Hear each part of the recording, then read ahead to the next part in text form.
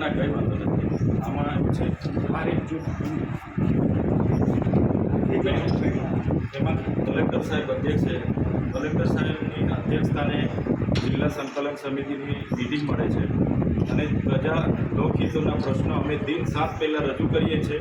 જેની માહિતી આપવાની હોય છે, જેની ચર્ચા કરવાની હોય છે, ત્યારે અમને જિલ્લા સંકલન સમિતિ અને ફરિયાદ નિવારણ સમિતિમાં અમને અમારા પ્રશ્નોના યોગ્ય જવાબો નથી મળતા.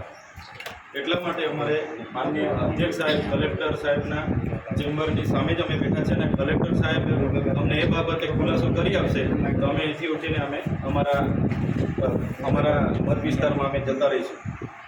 શું કારણ છે? આજે અમે જે રીતના આખા ગુજરાતમાં દર મંથલી ત્રીજા શનિવારે જે જિલ્લા સંકલન સમિતિની બેઠક હોય છે એમાં અગાઉ 7 દિવસ પહેલાં અમારે લોકહિતના પ્રશ્નો રજૂ કરવાના હોય છે.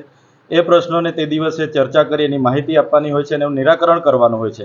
ત્યારે મારા પ્રશ્નો હતા આજે નર્મદા જિલ્લા સંકલનની બેઠકમાં, ત્યારે ડેડિયાપાડા અને ગુજરાતમાં 41 જેટલા વિકાસશીલ તાલુકાઓનો સમાવેશ થયો છે. એમાં ડેડિયાપાડા અને સાગબારા પણ મારા મત વિસ્તારમાંથી આવે છે.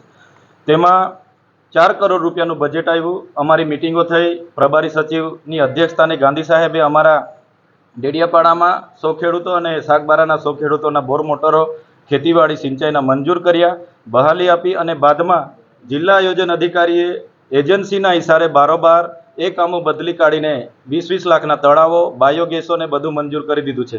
ત્યારે લોકોની બિનઉપયોગી કામો મંજૂર કરીને ખૂબ મોટું એમણે એમાં ગેરરીતિ આચરી છે અને આજે અમે અમારા કામો સમાવવા માંગો છો કે કેમ એ બાબતે પ્રશ્નોમાં એમણે જવાબ કંઈ આપવા તૈયાર નથી. એવી જ રીતે તમે બીજો એક મારો સવાલ છે નેશનલ ટ્રાઇબલ મ્યુઝિયમ.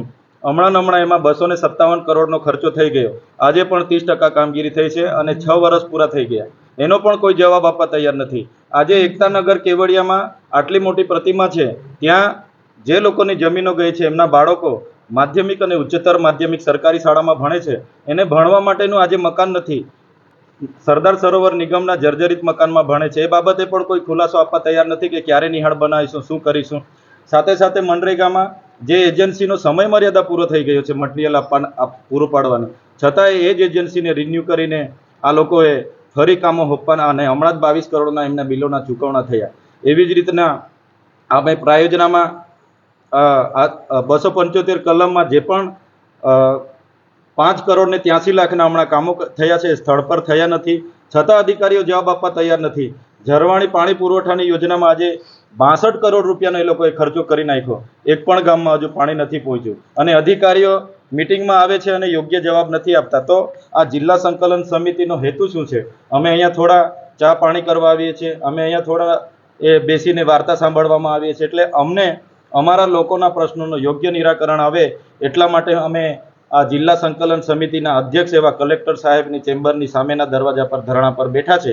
કલેક્ટર સાહેબ, ડીડીઓ અને એસપી અને ડીસીએફ સાહેબ આવીને આ યોગ્ય નિરાકરણ, યોગ્ય ખુલાસો કરશે, પછી જ અમે ધરણા પરથી અહીંથી ઉઠવાના છીએ.